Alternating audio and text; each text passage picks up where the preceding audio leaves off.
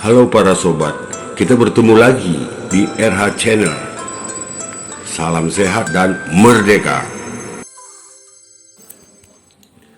Kita kembali bersama Bung Rahmat Handoyo, anggota Komisi 9 DPR RI. Bung Rahmat, di tengah pandemi yang entah kapan berakhir ini, kita tentu wajib bersyukur mengingat beberapa hari terakhir ini COVID-19 di tanah air sudah sedikit melandai meskipun belum stabil. Kita bisa melihat tingkat keterisian rumah sakit yang beberapa waktu yang lalu nyaris kolap sudah mulai berkurang. Angka positif terpapar juga berkurang, sehingga PPKM yang sebelumnya di level 4 pun diturunkan ke level 3. Bung, ini tentu sebuah prestasi yang layak dipertahankan. Karena kita tentu tidak mau seperti pengalaman negara-negara lain. Hari ini landai, besok lusa meledak lagi. Nah Bung, lalu bagaimana caranya mempertahankan prestasi ini? Bagaimana Bung Rahmat melihat disiplin masyarakat di level 3 ini? Sebagai catatan Bung, lalu lintas di Jakarta beberapa hari terakhir ini sudah mulai kembali macet.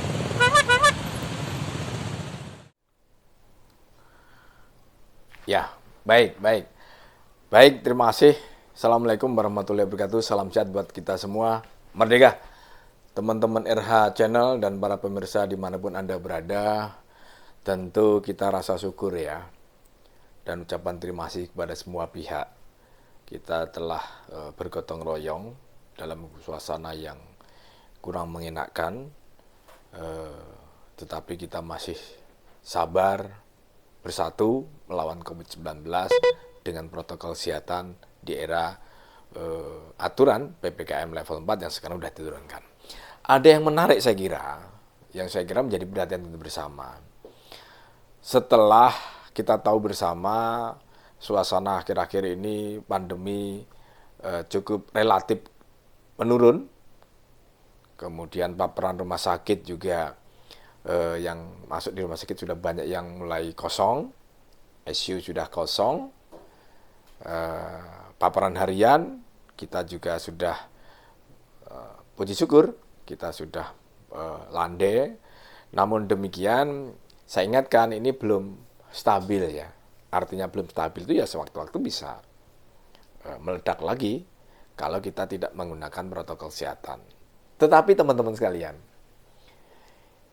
saya mengingatkan kepada semuanya, saat ini suasananya atau situasinya sudah mulai menggeliat. Artinya menggeliat, di Jakarta sudah mulai macet. Kemudian di tempat-tempat kegiatan juga sudah mulai banyak aktivitas. Artinya mobilitas kita sudah mulai naik kembali. Ya, tentu menggunakan tetap harus menggunakan tata aturan yang ketat. Tetapi demikian, saya wanti-wanti kepada kita semua, ya saya, ya semuanya, semua warga Jakarta dan seluruh yang ada di Indonesia, jangan serta-merta kita merasa berpuas diri bahwa situasi sudah menurun, pandemi sudah cukup landai ya. Kemudian kita merasa seolah-olah pandemi sudah kita kalahkan, sehingga aktivitas mulai meningkat, mulai menggeliat. Nah, ini yang harus kita khawatirkan dan harus kita waspadai. Kenapa itu saya sampaikan? Sebuah studi kasus ya, yang di Amerika itu harus menjadi cermin kita bersama. Dulu awalnya ratusan ribu per hari. Terus kemudian mereka mengatakan mempersiapkan diri dengan perang melawan COVID dengan semua masyarakat divaksin, diperbanyak, kemudian banyak dilonggarkan, banyak aktivitas kegiatan yang dilonggarkan. Apa yang terjadi saat ini? Di Amerika sekarang bisa 100 ribu lebih per hari. Bahkan beberapa waktu lalu kematian per jam yang gugur itu bisa 40 orang.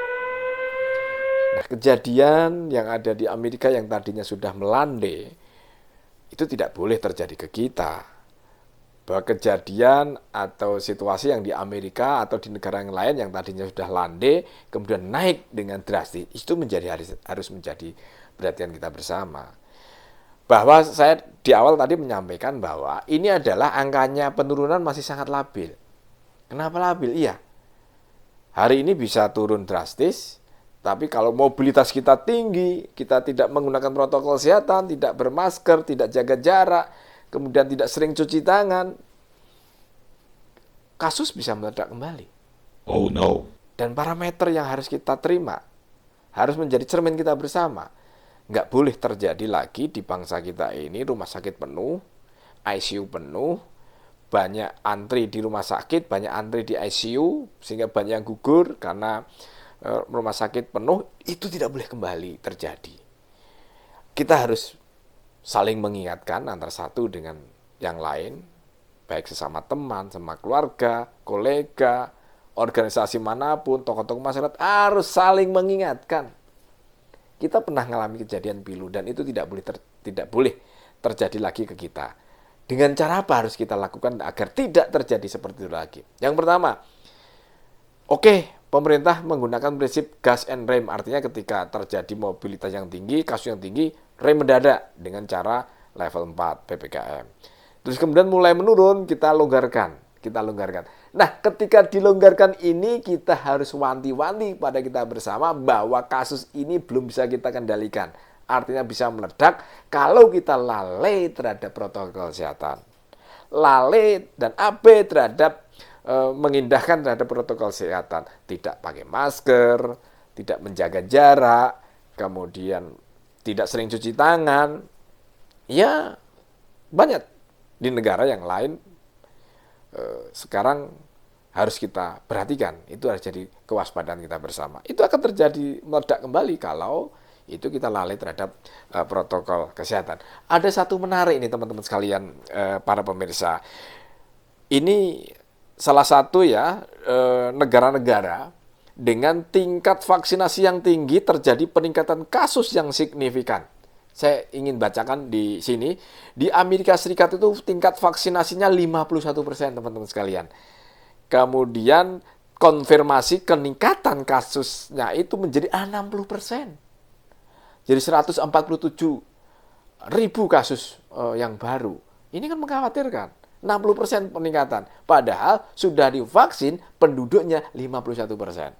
Kemudian di Israel, vaksinasi sudah 63%, teman-teman. Kenaikan kasus baru 80%. Wow, ini menjadi kasus yang menarik ini. Di Inggris sudah 61% yang sudah divaksin, kasus naik menjadi 50% kenaikan. Artinya apa? Kita harus waspada. Meskipun sudah divaksin, tapi abai, kemudian mobilitasnya sangat tinggi, apa yang terjadi? Kenaikan drastis. Nah, ketika kenaikan kasus drastis itu pasti diikuti, ini data perawat. Saudara kita atau negara di Amerika, tingkat perawatan yang dirawat di rumah sakit itu naik 70%. Yang tadi yang divaksin 51% ya, kemudian di Israel naik 60%. Yang tingkat vaksinasinya 63%. Di Inggris, tingkat yang dirawat 20% kenaikan. Nah, kemudian yang menarik lagi adalah tingkat kematian. Tingkat kematian di Amerika dengan kasus yang tadi disampaikan itu adalah 30% tingkat meningkat kematiannya. Kemudian di Israel 35%, kemudian di Inggris 8%. Artinya apa, teman-teman? Saya membandingkan ini sebagai cermin bahwa di Inggris, di Israel, kemudian di di Amerika yang kasusnya tadinya sudah melandai, tapi mobilitasnya begitu tinggi sehingga kasusnya bisa meledak lagi. Tadi yang disampaikan di Amerika naik 70%, kasus barunya kemudian 60%, kemudian Israel 80% bahkan, kemudian di Inggris 60%. Artinya apa? Meskipun sudah divaksinasi, sekali lagi, meskipun kita semua nanti sudah divaksinasi, ya kita tetap harus menggunakan protokol kesehatan. Karena apa? Sampai benar-benar virus ini tidak ada, atau lemah atau tidak membahayakan, maka protokol kesehatan menjadi lagu wajib yang tidak harus kita gunakan dalam setiap kesempatan di aktivitas di luar rumah. Ini fakta, ini data, ini angka. Tadi yang disampaikan tadi di Amerika, di Israel, di Inggris, bahkan kasus atau rakyatnya yang sudah divaksin begitu banyak, mencapai 60% dan 50%, kasusnya naik kembali. Nggak main-main. Kematian naik, kasus yang aktif naik, yang dirawat naik. Nah, artinya apa yang saya sampaikan tadi bahwa meskipun saat ini di Indonesia dan khususnya di Jakarta dan sekitarnya sebagai ibu kota, kasusnya sudah mulai melandai, jangan lengah. Jangan abai. Jangan merasa bahwa kasusnya turun, kemudian kita bebas beraktivitas, pergi ke mall dengan tidak pakai masker, kemudian di jalan-jalan tidak pakai masker, alamat lonceng akan berbunyi, kasus akan naik kembali. Ini fakta loh, angka loh yang saya bicara ini angka-angka data-data di negara lain.